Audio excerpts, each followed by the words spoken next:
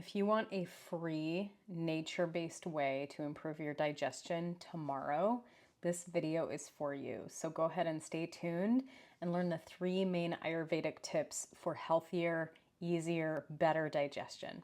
See you in there.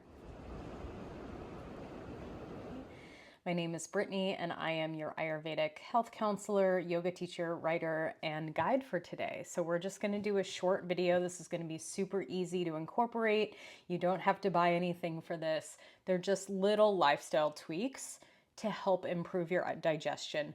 These techniques come from Ayurveda, which is this ancient form of holistic medicine.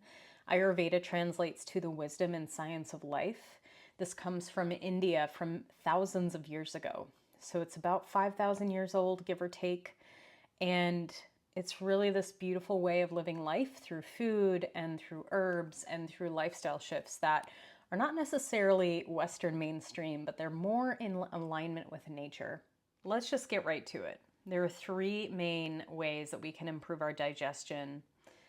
If you suffer from gas, bloating, indigestion, elimination, bathroom issues, any sort of fullness or swelling or just acid reflux, all the main symptoms of our digestive system, then you'll want to stick around for this video.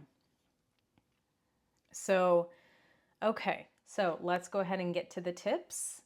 Number 1 Ayurvedic tip that is free and easy to do is to stop eating after 6 p.m. So some people say 7 p.m. Sometimes you'll hear like 5. You can kind of play around with it, but just start before 6 p.m. I think that's a little bit more reasonable. In our Western culture and even in Europe, it's pretty common to eat later in the evening and to also have our biggest meal during that time. So if we think about the sun in the sky, so the sun rises, right? And the energy is a little bit less than it would be in the middle of the day. The sun starts to rise, things start to get warmer, warmer, warmer, and then around noon or 1, the sun is highest in the sky, and things are bright and warmest that they're gonna be. You know, they might get a little bit warmer a couple hours later in the summer, but, you know, generally we're kind of at that peak of the day. So you can think about your digestion that way, that when we wake up in the morning and when we're about to go to sleep, our inner fire, which is called Agni, A-G-N-I, our inner fire is lower and not as vibrant and not as alive and not as running, just because as we rise and fall with nature, so do our bodies, right? So if we stuff a hamburger down our throats at 8 p.m., wash it off with a cold drink and try to go to sleep, some people are totally fine, and I envy you. But others of us, we struggle. This is because our digestive fire is lowest and lower at the end of the day. I actually saw a post recently from one of my Ayurveda teachers, and she said that supper actually comes from the word supplement. And so the supper is meant to be more of a healthy, smaller meal that is going to nourish us and lift us up. Lunchtime is when we can really have those bigger meals. Okay, so this doesn't mean you can't go out to dinner or anything like that. This is what I do when I go out to dinner, and that'll lead me to my next point, which is I try my best to go at 4 or 5. And then this is a new thing that I'm doing is I take half of my meal and I immediately kind of put it to the side of the plate and I get a box for it because I tend to overeat, you know, as we do at restaurants. So the next tip is to eat a smaller portion. And so in Ayurveda, they think about a serving size as an anjali, which is a hand. So you could put 2 hands together. This is a good serving size for a meal. Now you want to make sure you're filled up and not starving yourself or anything like that. But if you go to Europe or other countries, it's more common to get a normal size that's much more small and digestible. In the West, sometimes we have these huge platters, pizzas, chips, nachos, like all sorts of stuff. And it's so damn good that you can't help yourself but eat the whole thing. And then you're struggling for 3 to 5 hours afterward. That is me.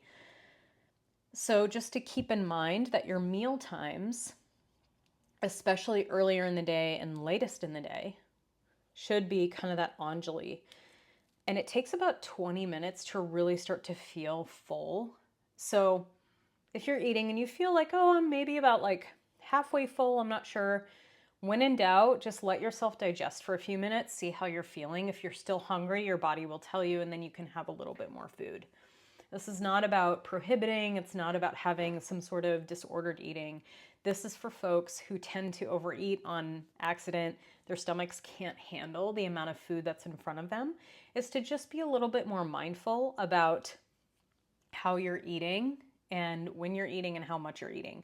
Ayurveda is so much more about how you eat than obsessing over what you eat, right? So our culture is so interested in what we're eating, what we're putting into our body. Everybody has opinions. There's new science coming out all the time. There's ancient holistic tools coming back and then science confirming it. So essentially, you just got to try and listen to your own body and see what works for you.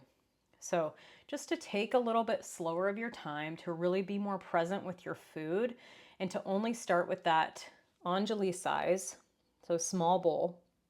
You can always get more food. If you eat too much, typically you just got to wait it out until the symptoms go away. Number 3, this is a really big one in Ayurveda. So this might blow your mind a little bit. Stop drinking iced drinks. This includes iced water, iced soda.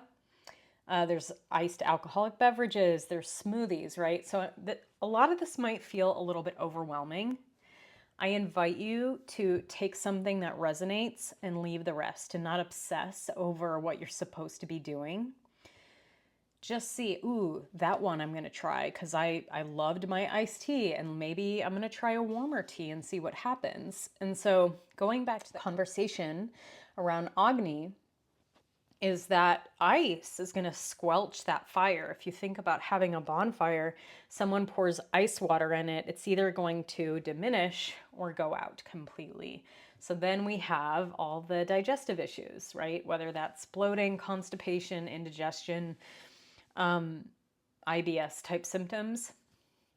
And so to really care for this pot that is a part of our body, we really need to slow down enough to be present with our food. Everything is cooking in there, right? And the inside of our body is really hot. So we want to soothe that, not drink as much liquid when we're eating, but just really have a few sips. Maybe it's just warm room temperature water. Maybe it's tea, something warm and soothing. I'm telling all of my students right now to start their day with warm water, whether you put some lemon in there or not, just having a little bit of that hydration and that kind of stimulator for that Agni is we want to keep things warm.